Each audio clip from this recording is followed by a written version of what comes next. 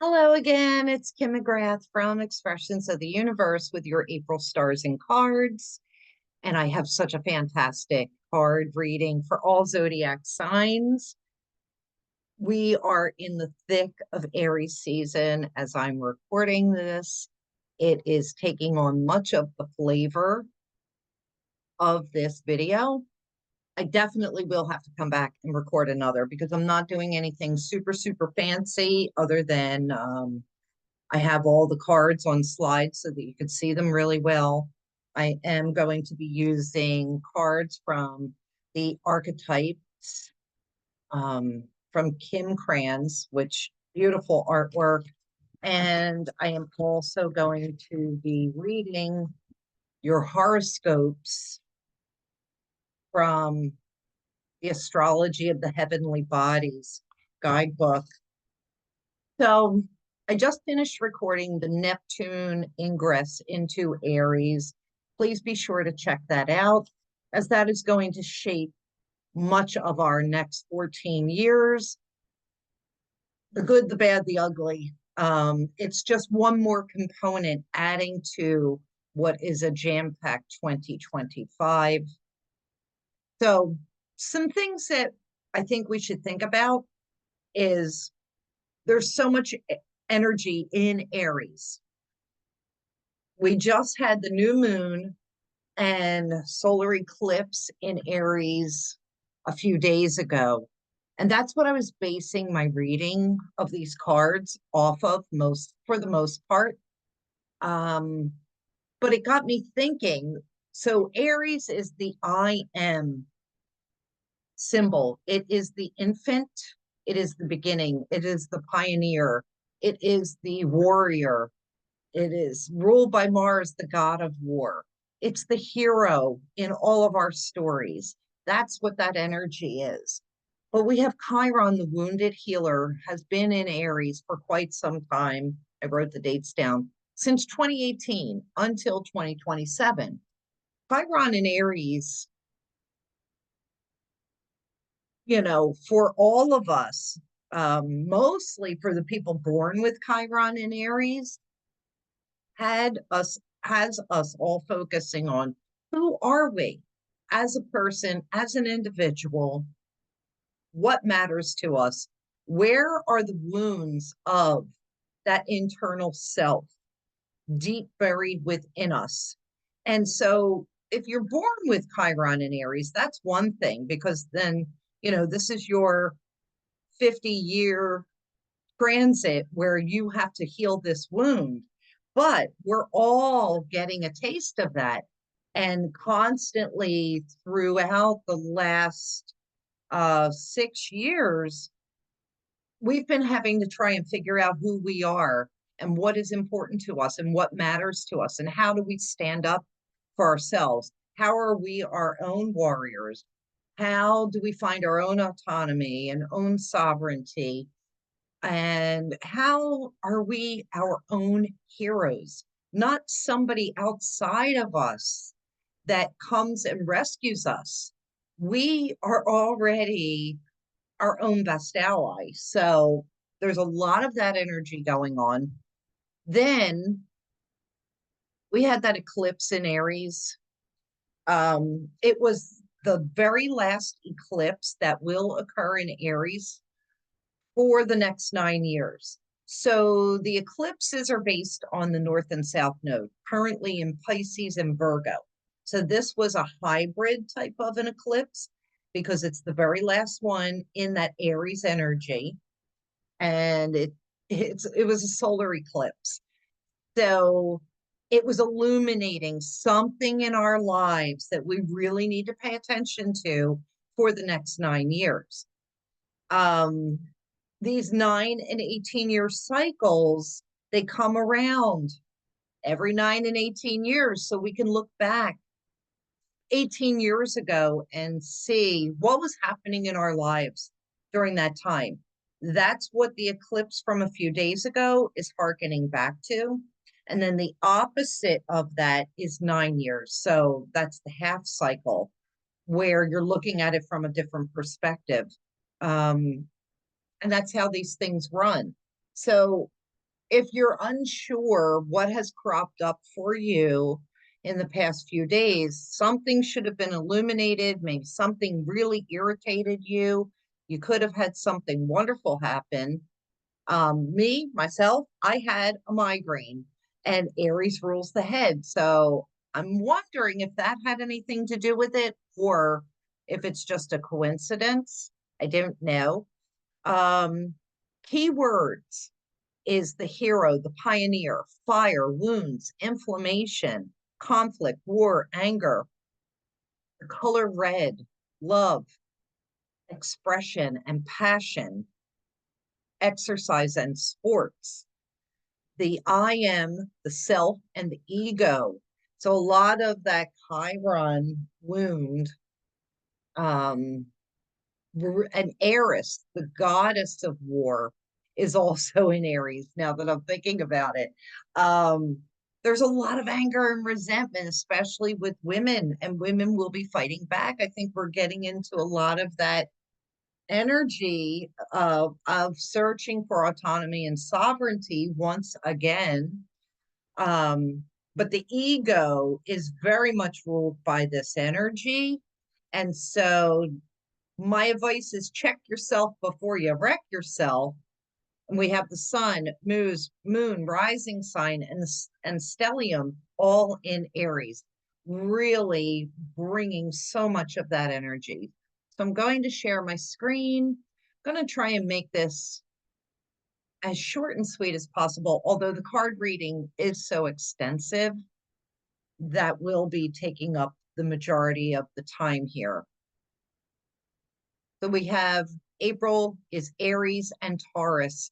Taurus will move in, the sun will move into Taurus around April 20th. That will be the 0 degree point, also Earth Day. Of course, I have my disclaimer.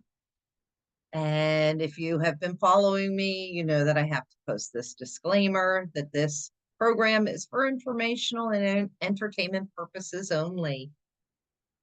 All right, so here's that eclipse chart.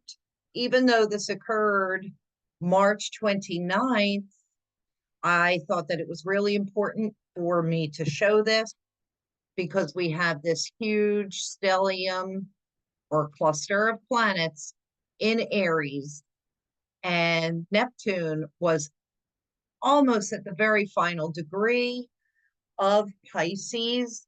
This will be marking an entirely brand new 14-year era. So that's huge. Please be sure to check out that video. We had Mercury retrograde, also just about in its final degree. It will be moving back into Pisces, bringing a little bit confusion, maybe having to harken back to some things when Mercury was in Pisces. The sun and the moon, this new moon and eclipse, were at 9 degrees of Aries. Move my note so I can zoom in on this for you a little bit so that you can really get a good look at what is happening. It's in the first house. Oh, no, it's actually in the 12th house. So the things that are hidden, those wounds, but we have the ascendant at 10, that is in the first house on the rise, part of fortune, Chiron, that, wounded healer. And then there is Eris, the goddess of war and chaos. And she is Mars' sister, fighting for her own rights and autonomy and sovereignty. There's a lot of conflict and anger, but there's also action and innovation and passion and love here. So we could probably maybe start to feel motivated to get our bodies moving and grooving. The one thing I did want to point out, though, is that the ruler of Aries is Mars, and it is in Cancer. That is the sign of the hermit crab, the homebody, the mother. So the energy is a little bit weakened. It is in its least favorite spot. I feel that we will really be coming online once Mars enters Leo, sister fire sign, and we'll start to really feel alive and enlivened again. Could prove to be a little volatile. To get back to normal size.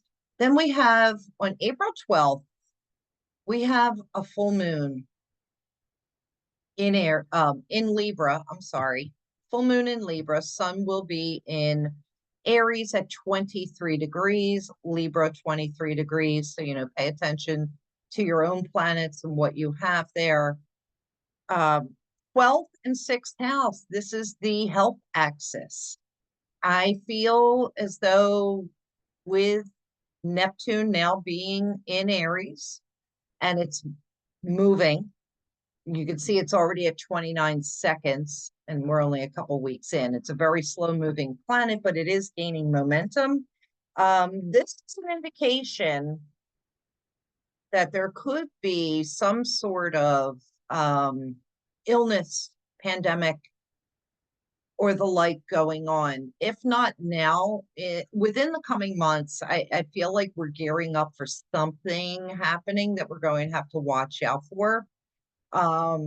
Definitely very possible dehydration that can be seen. Overall health of body, mind, and spirit, but also with the Jupiter in Gemini and the inflammation of Mars in Cancer, this could be upper respiratory issues. So be on the lookout for that. We also have Pluto in Aquarius, which is an air sign down here in the 4th house, something keeping us in home. Like, I'm hoping we're not having another pandemic, but we just never know, right? But this full moon is speaking about balance and harmony and justice. Keep your mind on that. It's also decisiveness. There's legal things coming about with this moon. Also, stay tuned at the end when I do my wrap up and editorial. I'm going to show you something interesting about this April 12th date. So we're at the end of the video after the card readings. Then we have, this is new moon. Oh, is it? Wait, what is this? What chart is this? Transits of March. Oh, sorry. Sorry. I think I copied the wrong chart in here. Oops. Oops. That's my bad.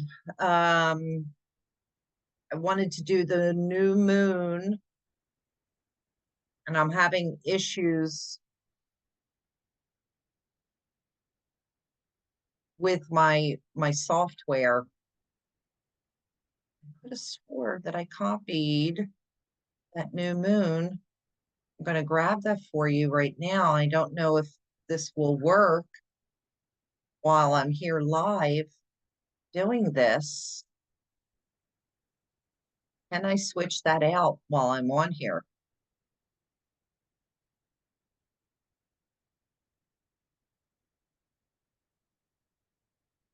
Oy vey. Apologies.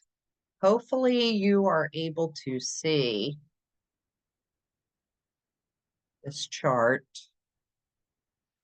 There we go. The new moon on April 27th. I didn't want to leave this off because, well, first of all, as soon as I saw this, I'm like, oh, the sun and the moon are right on my 7-degree Taurus ascendant. So the moon and the sun and the moon are in Taurus on April 27th. We will have that new moon. It is about 8th house things, other people's money and values. That's very much going to be in the news globally. I felt that this was interesting. So this is the symbol for Hades, which is a fixed star, and it will be at 13 degrees of Cancer, which is the United States natal sun. Thought that was interesting. The midheaven at 14 Gemini That's Donald Trump's natal sun. So something is happening. I don't know what. We have Virgo on the ascendant, the rise, which indicates to me health issues. Um, we'll see, right? I don't know, but I feel as though we'll be coming into a much more grounded energy, and there will be a big focus on what our true values are and our money. And this is globally. And then I have the April ephemeris that I pulled out of my financial report that I published on January 1st at the beginning of this year. And we are still seeing, and we will be seeing, inflationary indicators. You have to go check out my financial video. I've already gotten so many comments from people that are just watching it now saying, wow, everything that you've said is happening. So this 0 degrees of these planets, or very up to 3 degrees, these are inflationary indicators. Neptune at 0 degrees of Aries is the beginning of some very high inflationary times. So that kicked off on March 30th. As it gains momentum through the month, you're going to see some economic indicators, maybe not going in the people's favor. So the planet of money, which is Venus, is currently retrograde in Pisces. So there could be a pulling back, but down at the end of the month, it hits 29 degrees Pisces. So that too is getting ready to enter Aries. So it may not even be until May that we are slapped in the face by some huge inflation. You've got Mercury, also currently retrograde, going direct on April 7th. And that will move into Aries on April 17th. That's a trigger. You have Mars, planet of war and inflation, entering Leo on April 20th. That is the day that the sun moves into Taurus, which controls money because it's Venus and our values. So I think by the second, third week of April, we can see some things that are really not going to be pleasant economically for many of us throughout the globe. And just as a reminder, I don't think that this will always be true, but the United States economy is very indicative of how the global economy goes. And so if the United States economy collapses, which it's looking like, and I really wasn't thinking that it would happen this quickly. Maybe I did. That is a trickle down that will go throughout the entire globe. So we'll have to wait and see how that really plays out. Oh, sorry. So, and I said I didn't do all of my fancy slides. But I'm going to get into the card readings. I'm going to figure out what I'm doing for a moment. I'll be right back. Okay, so now for your cards of the stars and cards, you want to pay attention to your sun, your rising, your moon, any cluster of planets known as a stellium. Know your own chart. It's so important. I do have a Astro 101 video to show you how you can pull your own chart, or you can order a reading from me where I'll give you your charts. However, I am basing this card reading on that concentration of Aries energy and where it would show up mostly for your rising sign. So that's what That's the perspective that I'm going to be reading from. However, I encourage all of you to also look up your sun and your moon signs. So let's get started. And I have the cards on the screen so that you can see how beautiful the artwork is.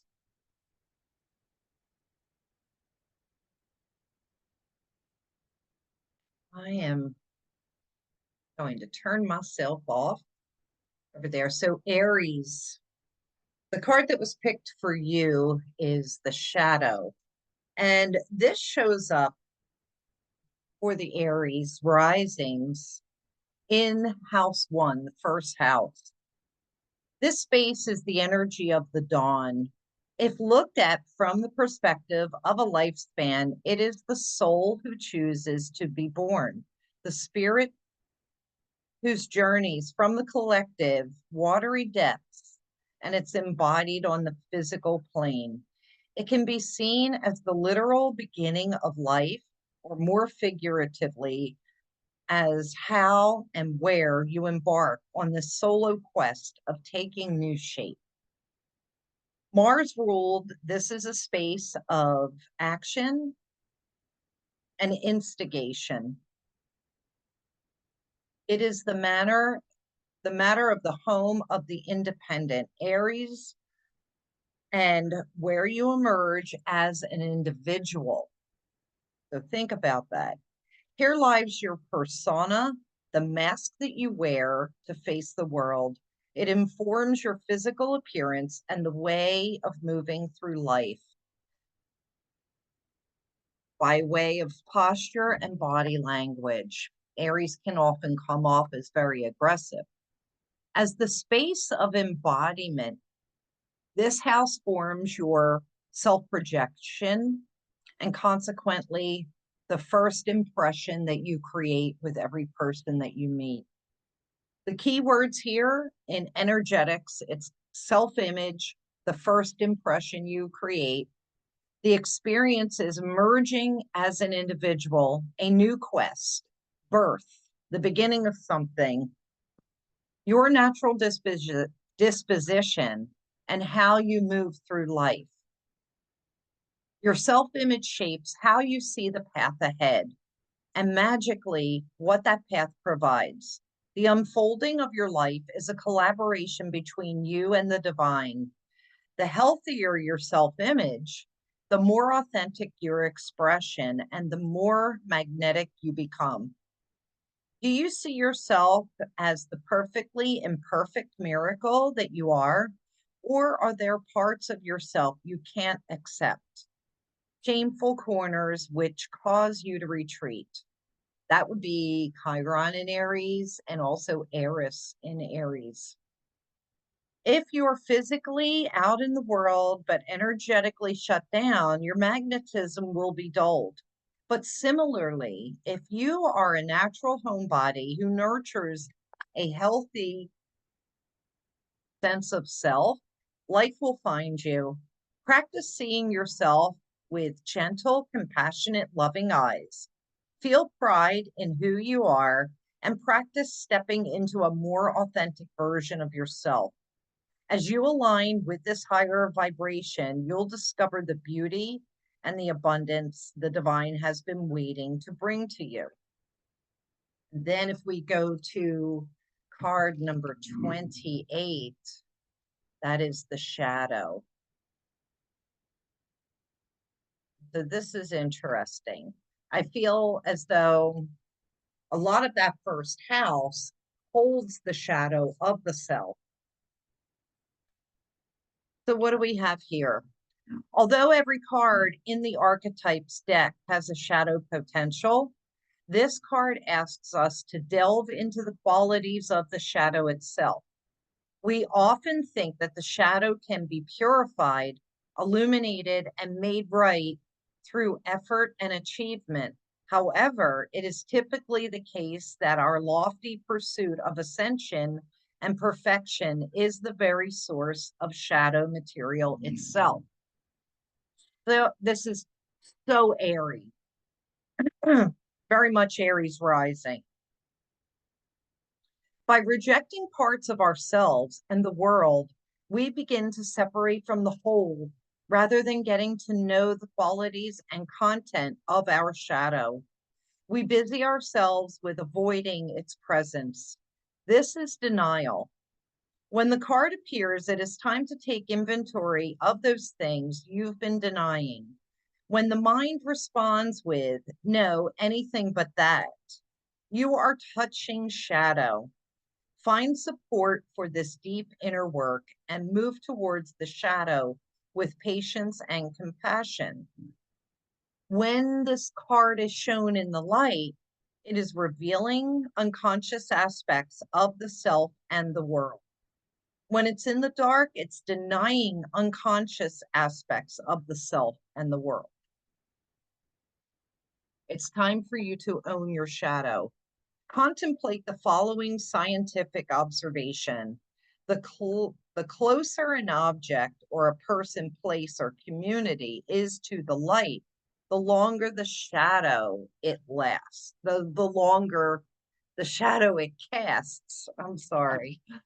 In the shadow of the gods are the very gods themselves. Reflect on this statement by James Hillman from A Blue Fire. What do you despise about yourself by answering as you move towards your own shadow?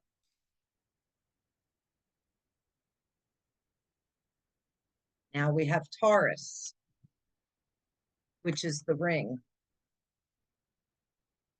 Taurus, if you are Taurus rising, this will be embodying the 12th house.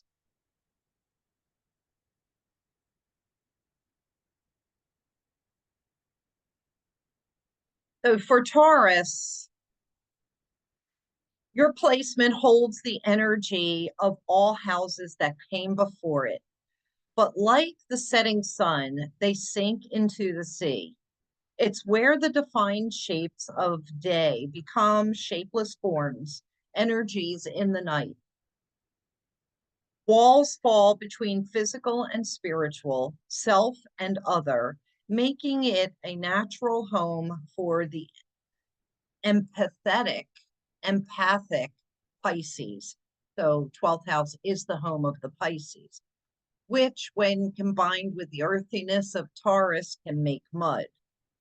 This is a space of paradox, of endings and beginnings, where the journeying soul emerges into the ethers from which it came, from which it will rise again. If looked at from the perspective of a lifespan, it's the end of physical life, but more figuratively, it's where you experience a loss of separateness and how you explore your yearning for wholeness. For some, it may be through artistic expression. For others, through sacrificial service. House 12 holds beautiful wonders like your imagination alongside things you struggle to make sense of. It reveals where you feel lost and feel prey to illusion or addiction. These karmic waters have traveled with you for many lifetimes, and like its ruling planet Neptune, this space is the realm for spiritual lessons and self-undoing. These energies arise from your subconscious to find peace and closure in this lifetime. The keywords here are the subconscious, imagination, spirituality, karma, sacrificial service, escapism, illusion, and addiction. Your experiences include transcendence, oneness, healing, and closure.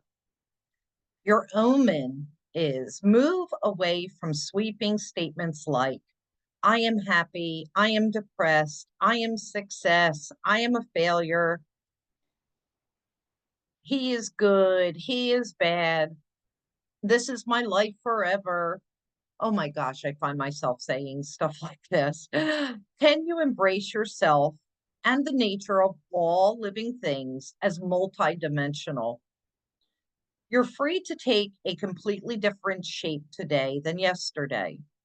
And in this moment, you can be many things at once. Names and labels are useful, but limiting. Identify with your soul more than your emotions and your sense of self more than your identity. And this ring, the ring card, you do the ring, the ring, the ring. All right. The ring is an image of connectedness. Rather than viewing life as linear, as a series of progressive achievements, the ring challenges us to sense the cyclical, infinite nature of our world and experiences. Beginnings and endings fall by the wayside as we practice seeing ourselves as part of the cosmic circularity of creation.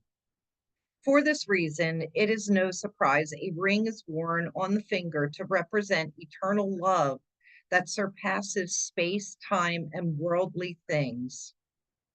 So much can be projected onto this archetypal image because it mimics the Earth's orbit around our great sun and the intimate bond between two lovers. It is the micro and the macro united. This card calls us to deepen connection with self, other, and the world at large. Meanwhile, there may be a literal ring waiting to adorn your finger.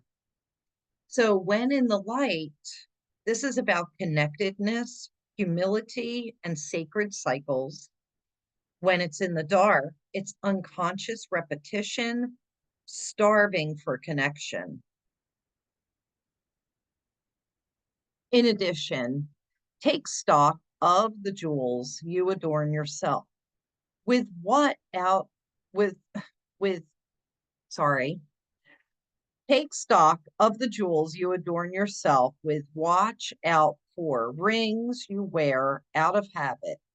Oh, watch out with rings that you wear out of habit that keep you connected to the old you. Well, so that's so funny because I lost my citrine ring that I wear on my Jupiter finger on my left hand the other day. I can't find it for anything. Yes, the ring was a little large for my finger. Um, I can't find it anywhere, and it's baffling me that I don't have it anymore. Um, and I realized that I was done a certain cycle or a certain phase and I didn't need it anymore. So hopefully it found a new home and somebody's enjoying it. Study the images of a mandala, of this mandala.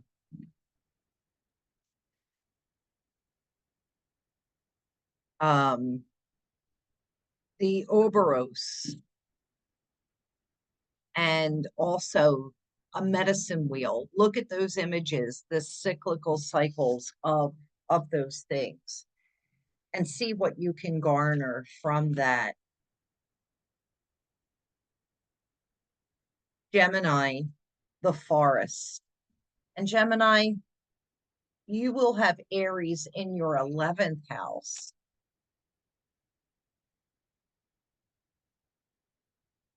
And the 11th house reflects on your social and humanitarian concerns. If looked at from the perspective of a lifespan, it's the adult who steps outside themselves and operates as a part of a larger whole. More figuratively, it reflects your feelings around groups of people. Do you feel like an eccentric oddball or you feel accepted by the crowd? It holds your friends, community, and the connections that aren't necessarily intimate or emotional, but based on shared ideals. It's where you fit in. It's your wishes and objectives for the future of mankind. It's your environmental, political, philanthropic viewpoints. This is where you become part of a team or a movement. The natural home of forward-thinking Aquarius, which is the 11th house, is dedicated to pushing humanity forward. This space is also linked to inventions and things like advanced society. It is ruled by Uranus for its progressive imagings, as well as Saturn for its discipline around idealistic beliefs. The key words here are friends, wishes for the future, social and humanitarian beliefs, like-minded groups.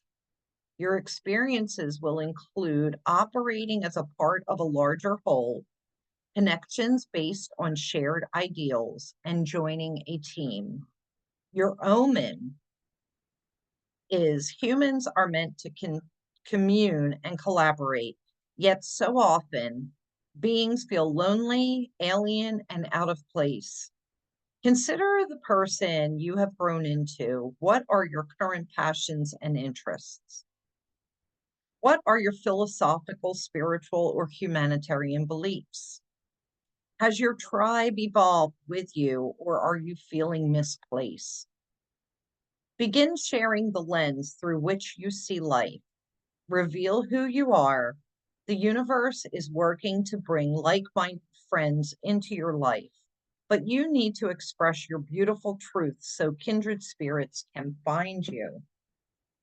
And then with the forest, like the first thing, of course, that comes to my mind is not being able to see the forest through the trees, which is such a Gemini type of energy within itself.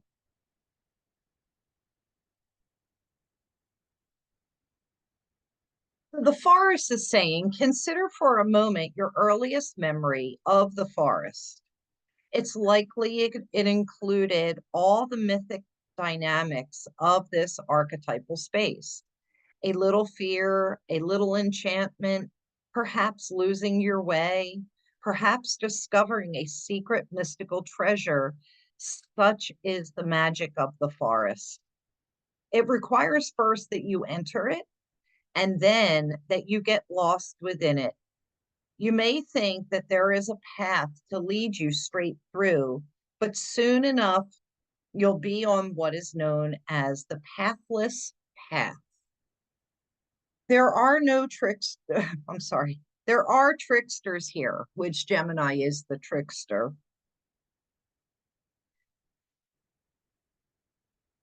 There are, sorry, I'm going to start over. There are tricksters here, dense foliage and entanglement, but equally present are the glimmers of fairy light and friends among the trees. You are on an adventure now, and there's no turning back. So embrace the dim light and the moving shadows, whether literal or imaginal. Brave the forest and get lost getting found. So when this card is in the light, it is about magic abounds, childlike wonder and adventure. When it's in the dark, it is concealment, density, savagery. I feel like probably fear as well. The hunter, the maiden, the crone, and the shaman make regular appearances in the forest. Don't be surprised if these cards come up together and let the narrative reveal themselves. So depending on what your sun, rising, moon, and stelliums are, those cards may also appear. If you get out of the forest without feeling lost, you were only in a little grove of trees.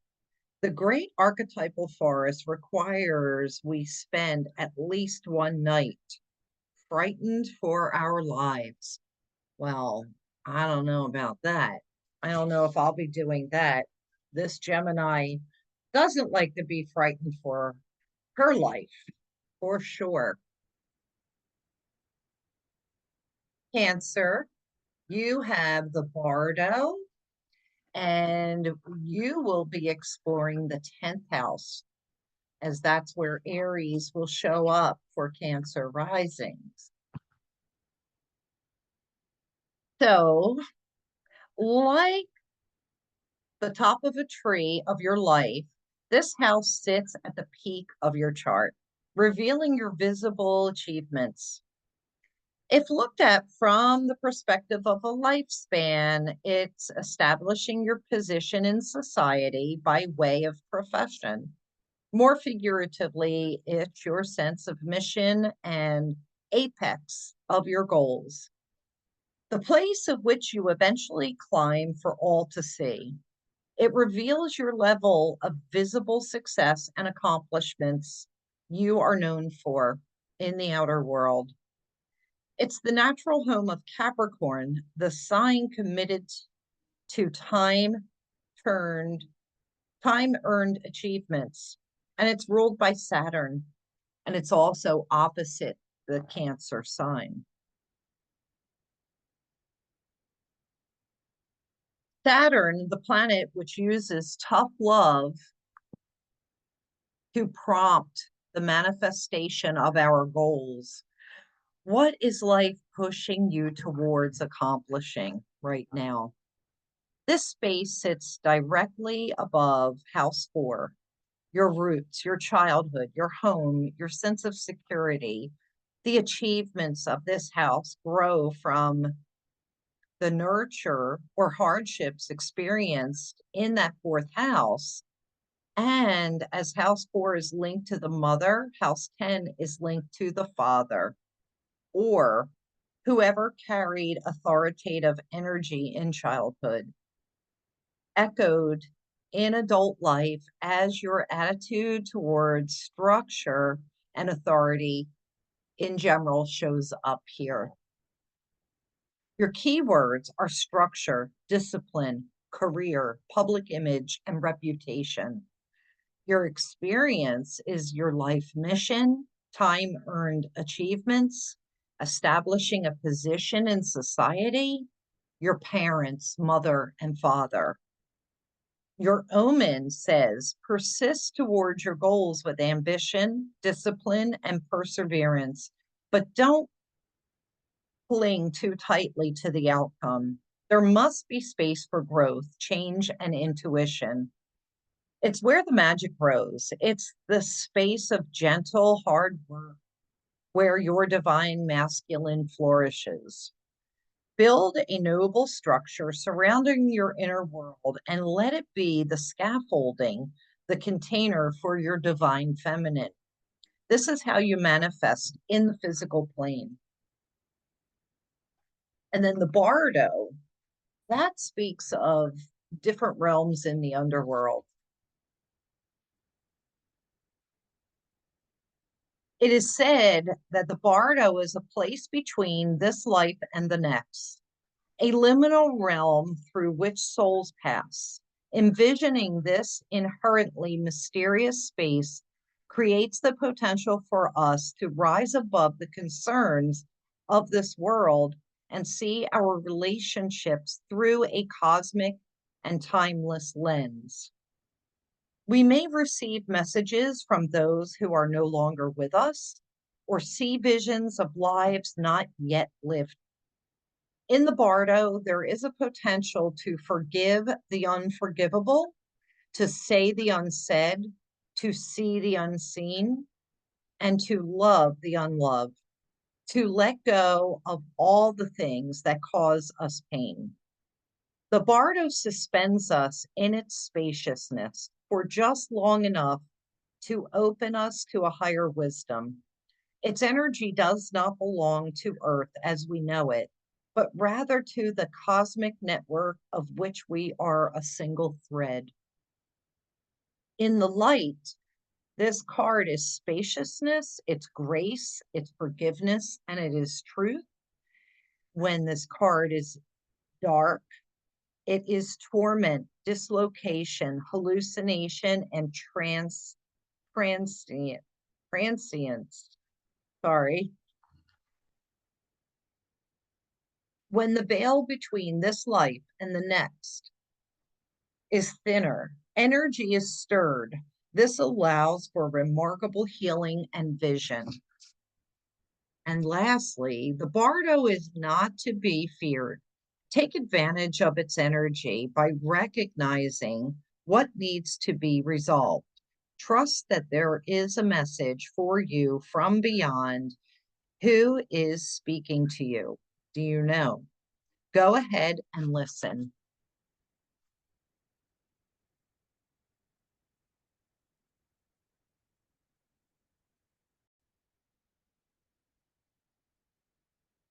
Now we move to Leo and the vow.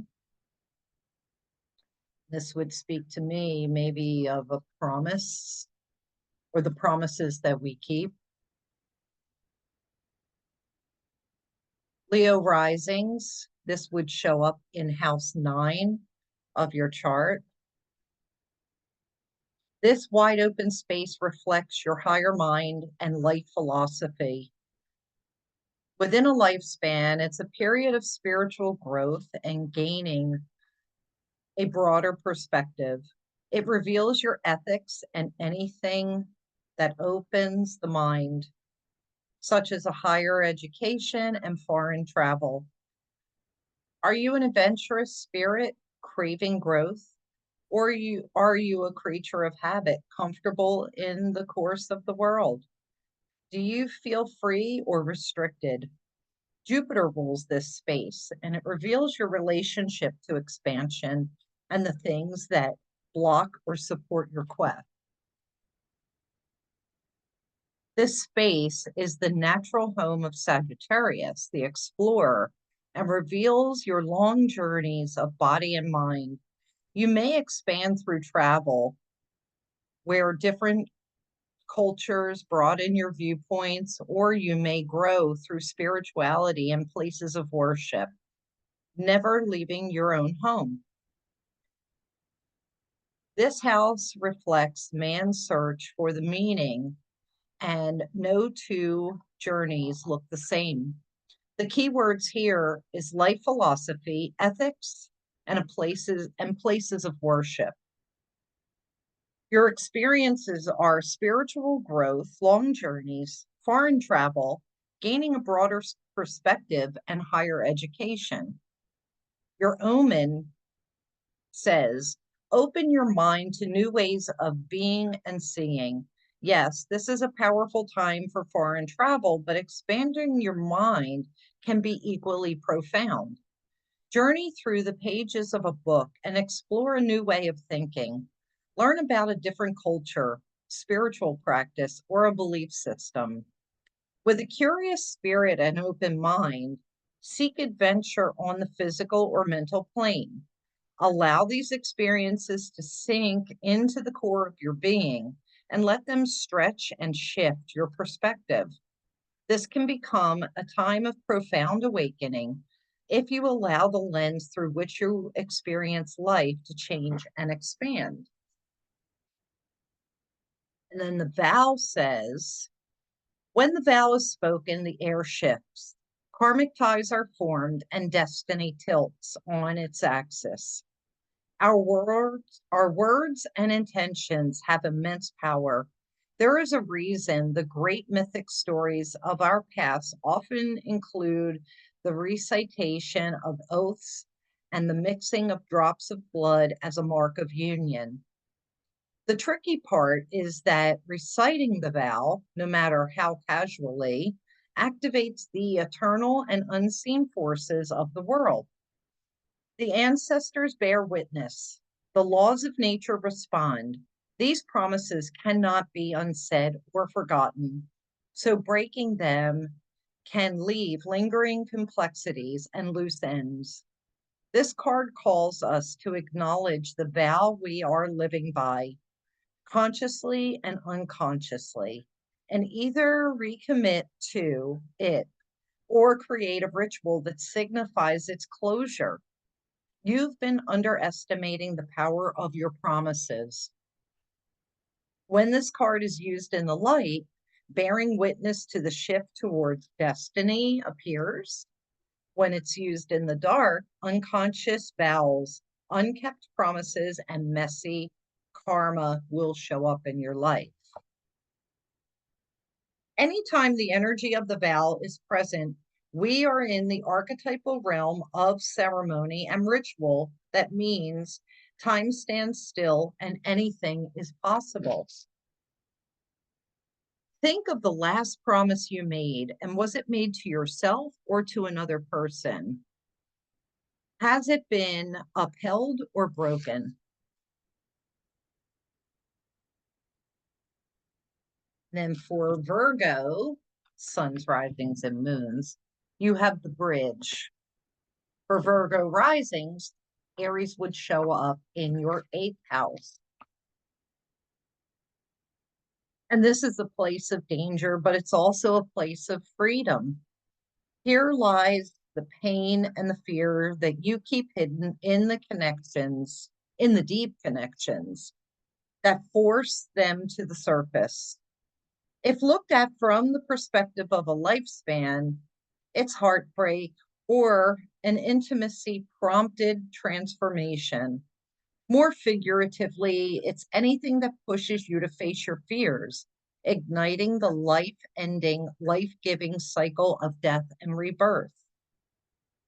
There is a spirituality in this space as it reveals the karmic wounds you incarnated to heal in this lifetime.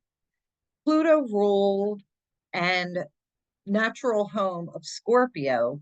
This house holds your secrets and the things that you deem taboo. Your experiences with intimacy and sexuality live here as expressions of this landscape. Being a karmic house, it also speaks to legacies and inheritances. This is a heavy, predestined energy to this space it holds and the things that have been given for a reason. It's also limited to research. It's also linked to research and investigation with so much to untangle, uncover, and transform. The keywords here is karmic connections, secrets, legacies, sexuality, and research. Your experiences include facing fears, death and rebirth, transformation, profound change through intimacy, power, and control. Your omen says, can you imagine life is happening for you and not to you? You've been given perfect challenges to highlight the snags of your soul and perfect gifts to support your healing. Can you let every experience of pain or pleasure work through you? Can you absorb every encounter and then let it go? This means loving with an open palm, being open to loss, trusting the universe will carry you to your next chapter. The physical happenings of your life exist to deliver the medicine you need, and sometimes the healing comes in letting go. Surrender and deepen your connection to the spiritual nature of your life. So this bridge speaks of bridges are built to connect two worlds. They create flow, allowing us to travel between realms, ideologies, personalities. This archetype is the gesture of acceptance, of saying yes, rather than withdrawing, separating, and saying no. When we cross a bridge to an unknown land, we are led magically into a new reality. We open up to otherness. Healing and communication are made possible. We enter a state of curiosity, wonder, and learning. The shaman, for example, creates the bridge between the everyday world and the sacred. This card asks us to study the connections between the seemingly disconnected parts of our life, like relationships, ideologies, histories. And remember that a bridge can't be forced. It must be made with love, or its structure will not withstand the inevitable weathers of life. When this card is used in the light, it is acceptance, magic, and communication. When it's used in the dark, it's lacking boundaries and forcing connection. Imagine building a bridge, then imagine building a wall. Which energy is needed for the situation at hand? Which image softens and heals your heart? Lie on the floor and listen to the Bridge Over Troubled Waters song. Notice the ease and acceptance with the melody, the feeling of rising above the muck. That's your assignment. Libra, or as some librarians I know say, Libra. So if you are a Libra rising, you would then have Aries in your 7th house of relationships and open enemies. Ruled by Venus, this house holds your intimate relationships. These are the people you attract by way of friendship, romance, and even business. If looked at from the perspective of a lifespan, it's falling in love and marriage. But more figuratively, it's your partnerships of all kinds and the conditions of your relationships. These are, of course, direct reflections of your own self-image and why this realm echoes the energies of house 1, which is your self relationship, and where you explore self through the mirror of another. This space is the natural home of considerate Libra, which uses its discernments and connections to give itself shape.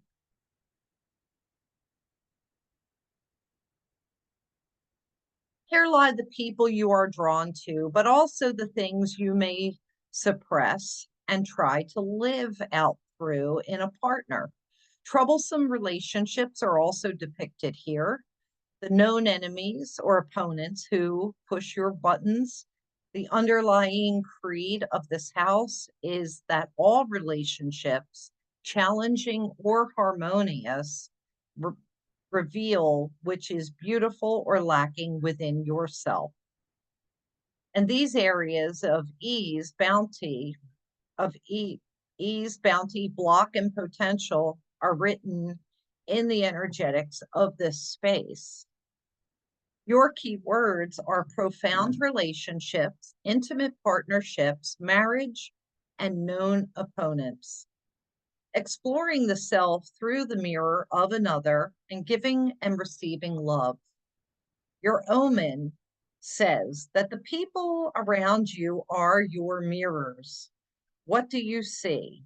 Are they themselves healthy and living with integrity? Do they treat you with kindness and respect?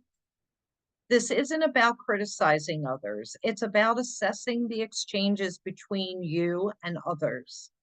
Are you participating in any dynamics where your integrity is compromised or where your energetic output is not being matched? If so, can you disengage? Some relationships endure the test of time and others come and go, but all can be teachers on your journey to knowing the depth of your worth. And then you have the card, the underworld. Well, that looks a little ominous, wouldn't you say? The underworld says, this is no time to mince words. The archetypal territory of the underworld is fraught with nightmares, suffering, and pain. It is the darkest shadow realm, which we try diligently to avoid or deny at any cost, try as we might.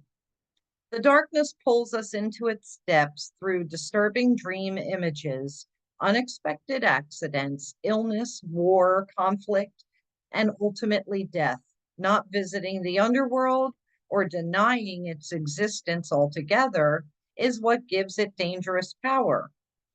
Traversing its forces, traversing it forces us to bow humbly to the greater forces that be, while summoning the inner strength we previously underestimated. Take solace that the underworld subsumes everyone from time to time, making us deeper friends, more intimate partners, soldiers of light amid our shadowy times. Facing darkness and choosing light is the most profound calling of all. When this card is used in the light, it enforces bravery, depth, and facing our deepest fears. Fears. In the dark, this is denial, suppression, evil, and its unconsciousness. Search for images of a map of Dante's Inferno. What does the story of epic descent stir in you? And then your other assignment is one of the earliest stories on record is that of the goddess. Can't read this. The goddess Inanka's descent. Turns out descending into the underworld is as old as time as itself. I would think that that could be the story of Persephone, if I'm not mistaken. I've never heard of that goddess. Inanna, and that's Inanna. So I think we're all going to have to look that one up, see what that's about. But it's about her descent into the underworld. So that's what makes me think about Persephone. Scorpio, you have the thread. And for Scorpio risings, this would be your sixth house. This humble space holds the mundane details of daily life. It's the framework you maintain to support your personal growth and evolution. It's how you handle personal care and the health of your physical body. It speaks to your discipline, the way that you tend to duties like exercise and your work ethic. It's your experience of work altogether, from interactions with colleagues to work being a joyful part of life or a painful one. It's everything that keeps a life running and structure around those things. This is the natural home of detail-oriented Virgo, who practices service as both maintenance and as offering. And being Mercury ruled, it is not earthbound as it may seem. Without the essentials of this house, you cannot advance into the realms of love, spirituality, or philanthropy. It's the house that says you can't give what you don't have. When looked at from the perspective of a lifespan, it can seem literally as the young adult establishing a practical foundation, or more figuratively, as how you maintain the essentials you need to thrive and progress in life. The key words here are health, personal care, practical details, work ethic, and daily life. The experiences are establishing a foundation, duties, and service. Your omen says, your ability to create, expand, love, and provide all depend on the foundation of your own well-being. Inspect the framework of your life and strengthen this place from which all things grow. Identify the people, places, and things to which you give your precious energy. When you give, you are replenished in return. Spend your energy wisely as you would your hard-earned money. You don't have an endless supply, and there must be enough for self in your reservoir. Prioritize the support you need to feel balanced, healthy, and whole. Solidify your base. Your life will open and your world will expand. So the thread is,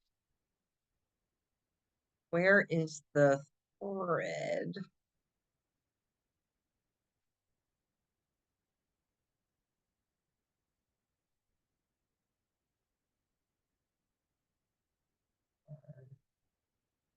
F&D.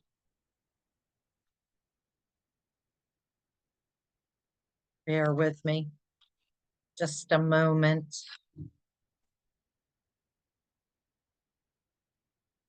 All right, the thread says life is a tangle. So much happens simultaneously and circuitously, leaving us grappling for meaning and direction in a network of distractions. When we connect to the energy of the thread, however, we strike the deepest vein in the body. Our whole being responds to its tug. Meaning is pumped through our bloodstream. Our mind and spirits are lifted. We remember who we are and what we came into this world to do. Though this happens on the most profound level,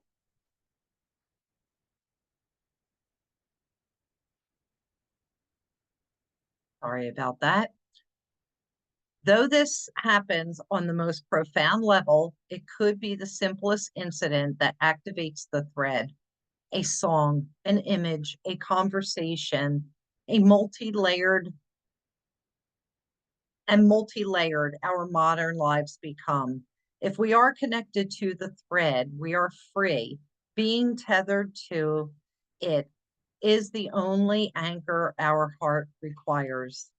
The circuit of meaning within chaos is how this shows up in the light.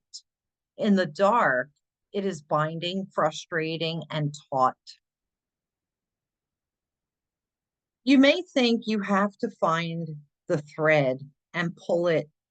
Imagine, though, that it's already tied around you, waiting for you to follow it home. Recall a moment in your life when you felt fully alive and the thread is waiting for you amid the details of that memory.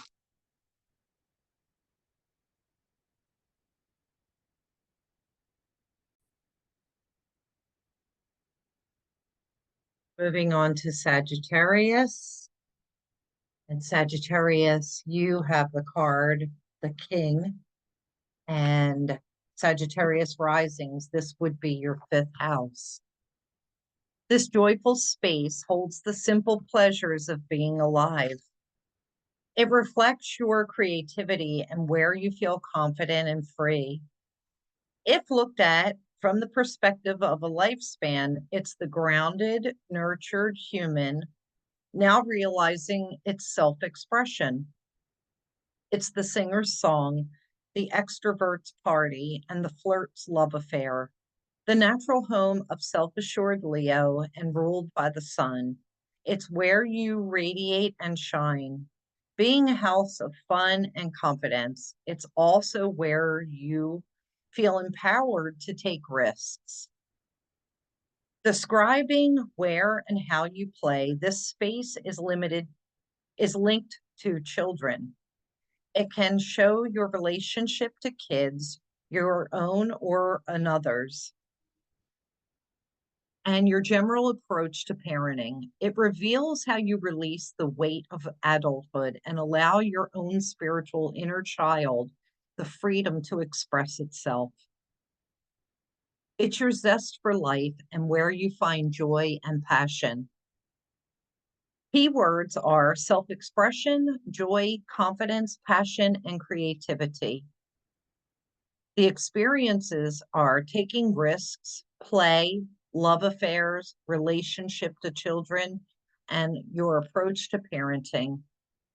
Your omen says, embrace all facets of life you have lived, the mistakes, triumphs, gifts, and struggles. Can you tap into a sense of pride in the person you have become? Let the wondrous being that you are radiate and shine. This extroverted energy says, allow yourself to be seen by both yourself and others. In the coming days, find joyful ways to relish your humanness. If you are an artist, create. If you're an adventurer, explore. If you are a social butterfly, mingle. Find ways to laugh with abandon and feel free. What strokes a burning fire in your belly and fills your heart with a love of life. Prioritize simple fun, engage with the world, and enjoy your physicality. The expression of your authentic self is your highest offering.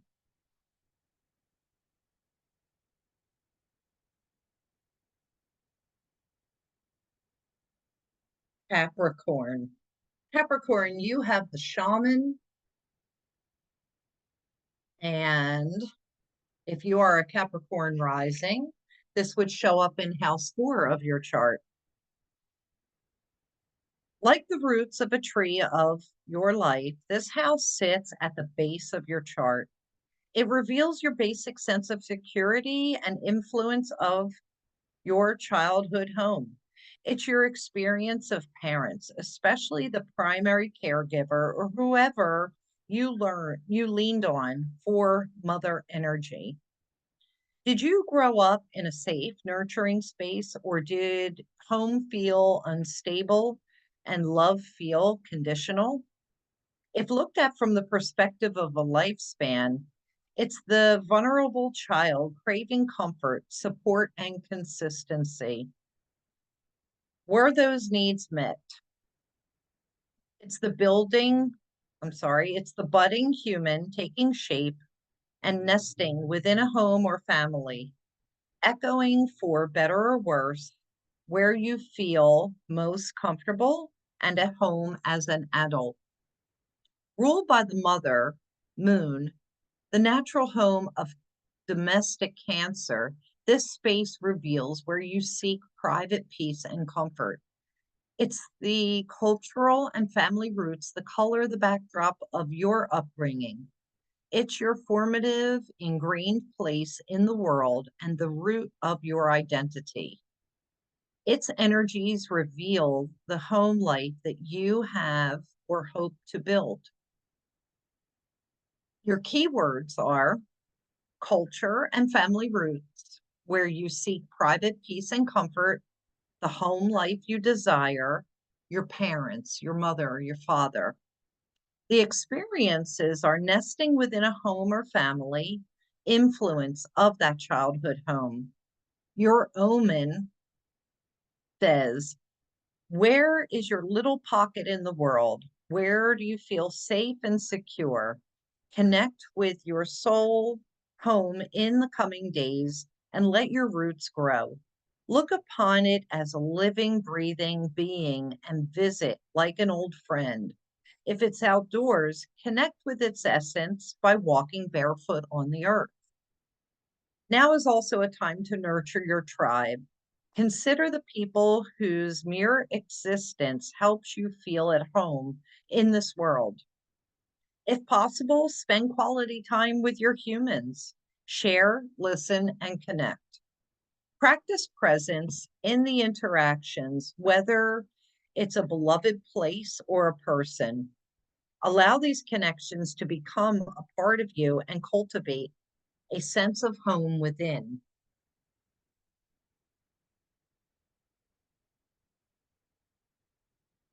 The shaman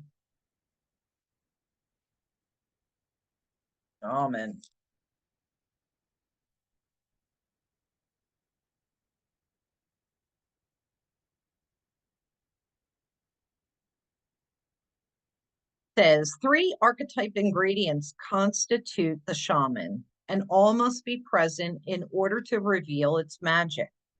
First, the shaman is activated by long-standing and diligent study, the mentor. Second, its orientation is generously and accurately aimed toward the healing of the self, the other, and the culture, the healer. And third, the shaman has a knack for finding doorways to the other world, allowing psychic visions and old magic to leak into this world, the unseen. In this way, the shaman is a master who bridges the everyday and the sacred, revealing potent power needed desperately in our time. Yet where there is power, there is shadow. So the shaman must be vigilant in studying their darkness. This card reminds us that the force of healing is ultimately not our own. We must shape it and share it with the world. In the light, this card reveals the fearless student and practitioner. In the dark, it's overpromising, blameful, hurts the self and others. The shaman can't be rushed. Working with this archetype requires study and perseverance. Think of it like brining or marinating. The content must permeate every fiber of its being. So you have to really steep yourself in this energy. Contrary to popular belief, the shaman archetype appears in every vocation. Teachers, directors, surgeons, politicians, and poets are just a few of the faces a shaman may wear.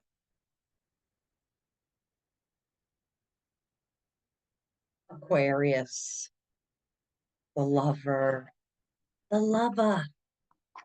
And Aquarius, for Aquarius risings, this will show up in house 3 for you. This space reflects your rational mind, communication skills, and early experiences that shape them. If looked at from the perspective of a lifespan, it's the wide-eyed child who absorbs all surrounding information. It's the natural home of the Gemini, butterfly of the Zodiac, insatiably curious as it gathers information. Mercury ruled, it tells the story of your mentality, your primary developmental years, including early learning and schooling, and the echo of those experiences in the present day. Here lie your earliest years of exploration through immediate surroundings. It's the short journeys of childhood, soccer practice, summer camp, experiences with siblings, and childhood community. As these relations affect your approach to adult interaction, they are the shapers of your verbal and physical communication. Did you feel free to express yourself and listened to as a child, or did you feel shut down and silenced or invisible? Your keywords are mentality, the rational mind, communication skills, and networking. Experiences include early learning, exploration through local surroundings, experience of siblings, and childhood relations. Your omen says, can you recall a time you felt scared to speak up or even silence? Revisit this memory with the wisdom and conviction of your highest self. Tell the little you inside your voice matters. Someone may be a natural extrovert, speaking freely in front of many, while another may be more introverted, preferring one-on-one conversations and intimate settings. Whether it's loud and from the mountaintops or quiet on the pages of a journal, express yourself without inhibition. Get to know your voice and let yourself be heard. It's okay if it lands on deaf ears. It's okay if it isn't well received. It's okay to disappoint, disarm, or disillusion. What matters most is that you let your voice be heard. And then the Lover's card says, pulsing through your heart of the lover is gratitude. The lover appreciates and experiences the world through senses, revealing in beauty, song, art, music, scents, and sensuality. This energy awakens at the tip of our tongue when we taste the sweetness of honey, kiss a lover, or speak gentle words to a child. The lover lingers in foreplay, aroused not by getting there, but by the slow merging of self and other. This energy is usually experienced for short periods of time, as in order to feel it, we must fully be present and awake, with no expectations or rules about what should be. Rather, the lover is in awe of what the world presents, revealing in the glorious details, grateful to savor every last drop of life's offerings. When used in the light, this card is about connection, expansion, and devotion and awe. In the dark, it is indulgence, attachment, and obsession.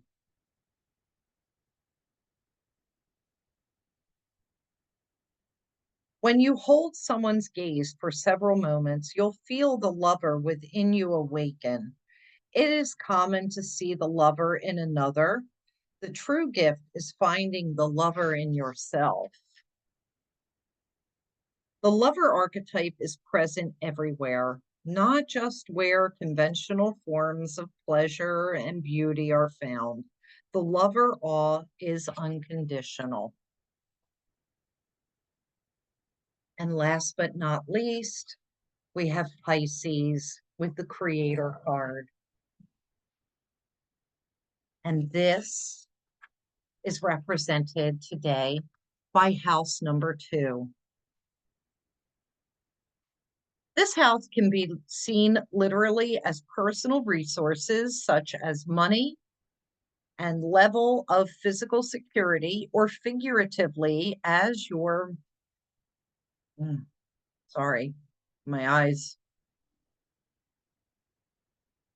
as your mindset toward possessions, be it feelings or lack, ease or entitlement, fear around not having enough, or conversely, trust in being provided for. If looked at from the perspective of a lifespan, it's the newly embodied human establishing bodily awareness and physical security. It's the natural home of grounded Taurus, connected to the material plane and aware of what it needs to survive and thrive. This space also reveals the practical abilities you enlist for support. And being Venus ruled, it indicates your material values and the importance you place on wealth and belongings. As the physical body is your most essential asset, this house also speaks to your sense of self-worth. The key words here are personal resources, material values, money, possessions, self-worth, bodily awareness, practical abilities. Your experience is to establish physical security. Your omen says, material assets are necessary to survive and thrive, but at what point does this dependence become imbalanced? At what point does it become materialism? Perhaps you have placed too much value on material accumulation for fear you are not enough. You're being reminded that you are enough, naked as you came, and the human body is your most valuable possession as your vessel to experience the physical plane. Your soul is the driver and your body the car. More than that, your body loves you and wants to serve you. It's a gift and your friend to care for. Engage in the extra effort of self-care, healthful foods to nourish, and breath work and movement to inspire flow and release. Caring deeply for your physical form will not only enhance your life force, but also become a long-term practice in deepening your self-worth.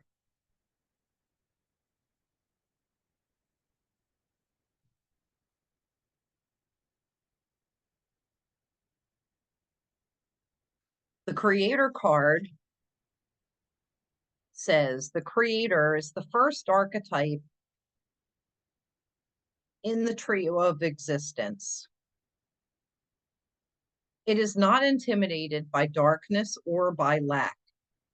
They know that from the void, creation inevitably emerges with meager, minimal, and outlandish materials. The Creator reveals a new image. They make the empty room resonate with healing sounds. They generate bounty from the seed that others tossed away. Through Though generative, this archetype annihilates preconceived notions of what is possible, leaving unexpected openings in the wake of its destruction. The Creator does this by first being absolutely present to what is, not imagining or wishing things were different. And second, trusting that a force greater than themselves awaits constant collaboration with each human soul, whether we call it nature, God, goddess, Shakti, divinity, the universe. It remains nameless. It is the Creator's lifelong companion. In the light, this card is curious, playful, open, and surprising. In the dark, it loses its spark and feels very burdened. To increase your Creator energy, ward off jadedness at all costs. Recommit to childlike curiosity and nix the rules. And finally, the Creator is naturally attractive and coveted. As its energy zings with possibilities, you can feel when the Creator type enters the room and all eyes land on them. So I hope you all liked your card reading. Come back on here. What I have for the cards. And then I'll do, this is my wrap up and editorial, where I may speak a little too freely. I don't know, because I'm tired after doing reading all of those cards. But I wanted to point something out for April in the upcoming energy. A lot of people, have been talking about what's going on in the United States. And most specifically, stop sharing. Come on here. Absolute chaos and craziness. And the way that I feel, and I'm going to be honest on here, probably, I don't talk about these things on here, but you can't treat people horribly and steamroll over them and not expect some karmic retribution. And I'm like really disgusted by people that just don't care about other people and say, well, it's not happening to me. People are being hoodwinked. The wool is being pulled over your eyes. And I don't want to say people are stupid, but a lot of people have been brainwashed into this ideology that's going on here, and it's harming a lot of other people. And you may not like what I'm saying, but I was raised to be a good person, to be kind to other people. Don't do things to people that you don't want done to you. Don't lie, don't cheat, don't steal. Basic core things. And everything that I see around me is all of that. I mean, the lying is just really getting to me. So a lot of people had said, have asked me, you know, like, how long is he going to be alive, be around? And trust me, in my master astrology group that I lead every Wednesday night, we've been looking at his charts, Donald Trump's charts, for like 6 years. And it really kind of baffles me that he hasn't fallen to his demise yet. However, we were looking at charts the other night. So if you're familiar with the cartoon The Simpsons, they've predicted future events a solid 34 times. Some say it's 55. Um, there was a cartoon of a future event happening on April 12th, and you can look it up. I'm not going to say it here because I don't want to predict that for anybody, but looking at the astrology, Donald Trump is going to be going through some really difficult times if he's not mentally well. It's evident that he is not mentally well. And I don't think he's all there cognitively. Um, but if you want to stick around, I will show you the charts that I have put up and what we discuss. So chaos, absolute chaos, route to chaos. And that's what's happening. You can't, just the fact that billionaires are trying to take over this country so that they don't have to pay taxes and so that they can gain more wealth at the expense of 99.9% of the American population is beyond me. Hurting the little people, and it's going to get much worse before it gets better. So I'm looking at the United States Sibley chart. You'll notice that I have brought this up in other presentations. This is the progressed moon as a graphic ephemeris. And so where are we? We're right here, right about here at the beginning of 2025. This is the delineation of the moon. We look at these peaks and valleys to determine what's happening in the world, in the country, whatever chart we're looking at. And so here we have the cross section of Mars over here and Saturn over here. So I'm going to show you. Let's see. Can I bring this down a little bit? So here we're right at the beginning of 2025. So the progressed moon line is crossing natal Mars and transiting Saturn. And I'll show you that in the traditional chart because that has significant meaning. And then, okay, oh, so I do have it. Okay. Yeah, I do have it here. So if you take a look, natal Mars, this is the United States chart, by the way. I have the United States chart, the solar arc progressions, and then the transits. So we were looking at this in class probably like 2 years ago, projecting what's coming in the future for the United States. And when you combine Mars and Saturn together, especially in the seventh house of open enemies, that is a symbol for war and conflict.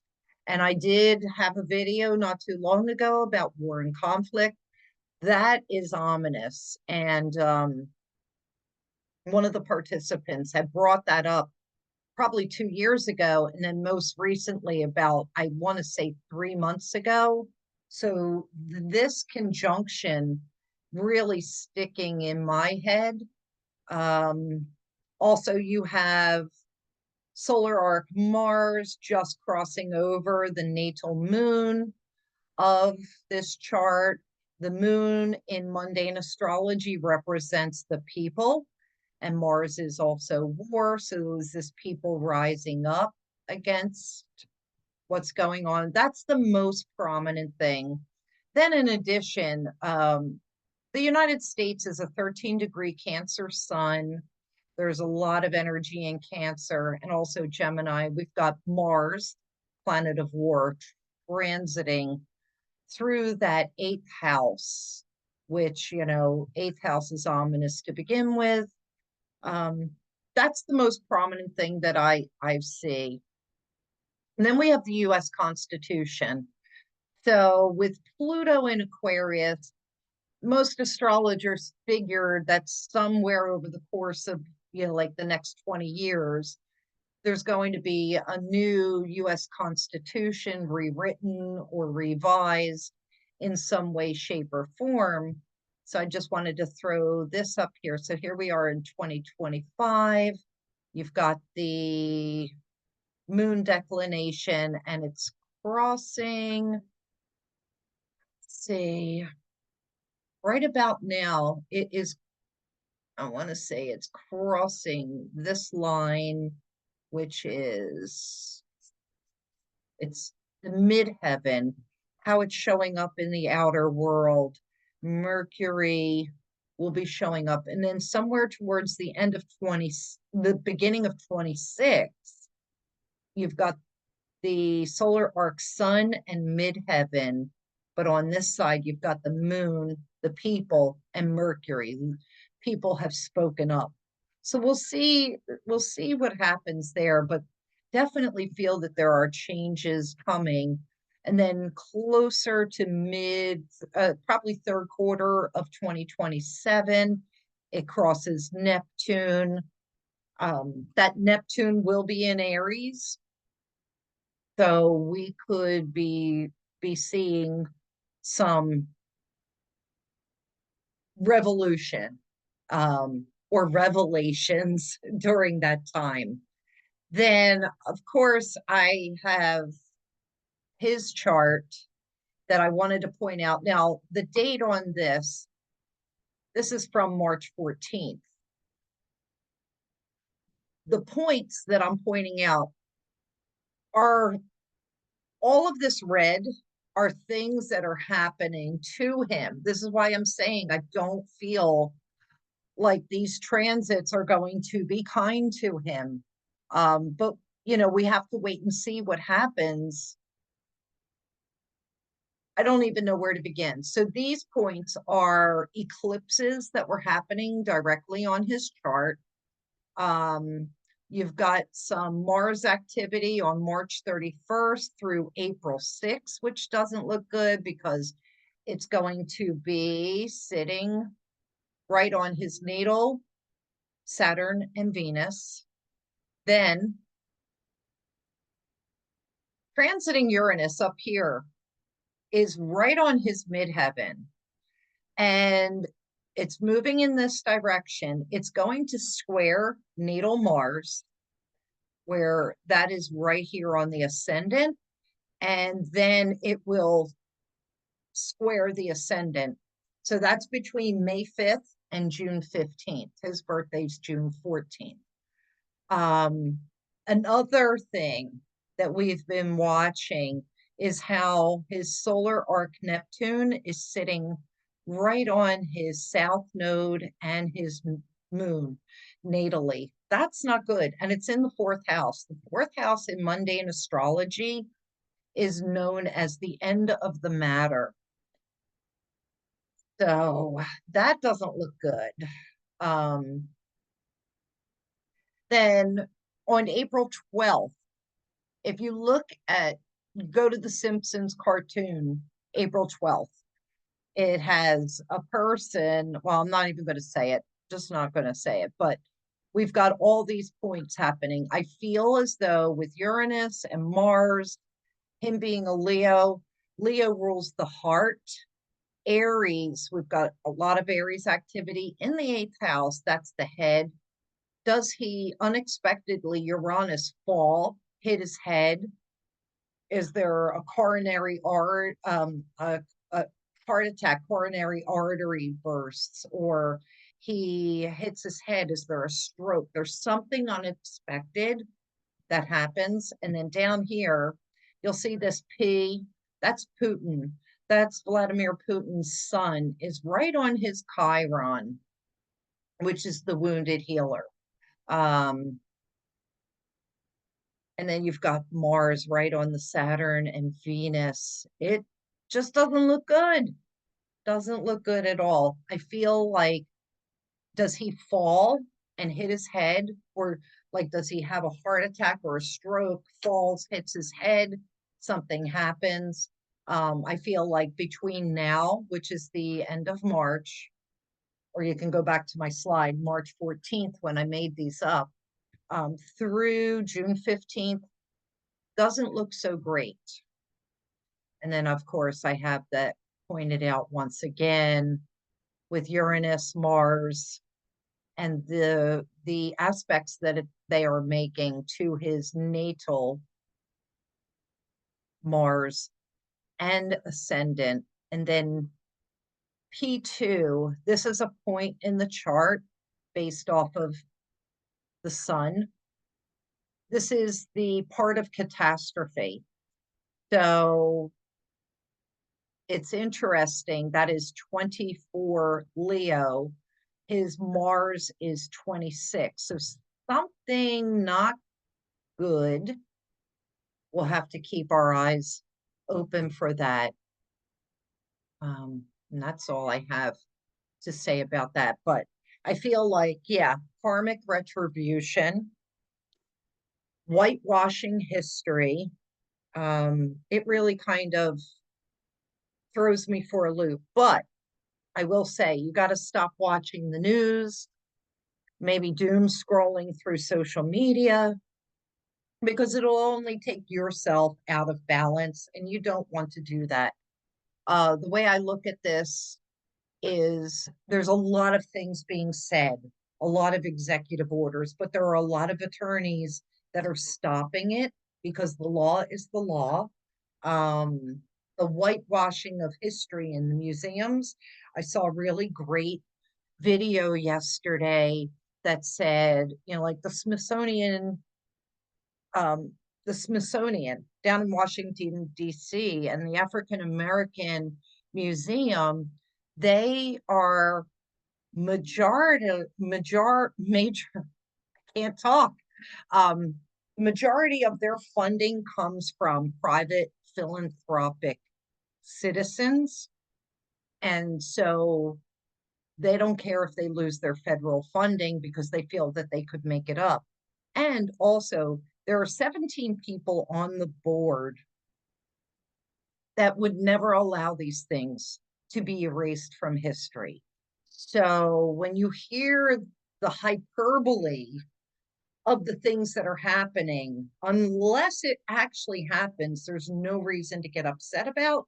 So try and tune out. Go outside in nature. The weather's really getting beautiful.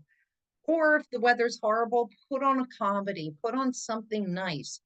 Stop doom scrolling, watch my videos instead, and turn off the news. If you need to watch the weather, I used to say, oh, I'm only going to put the news on for the weather. I had an app on my phone tell me what the weather is. I don't need to turn that on. So I hope you have a beautiful April. Hopefully my predictions will not be an April Fool's, and we'll just have to wait and see. So until next time, thank you so much for watching, and bye.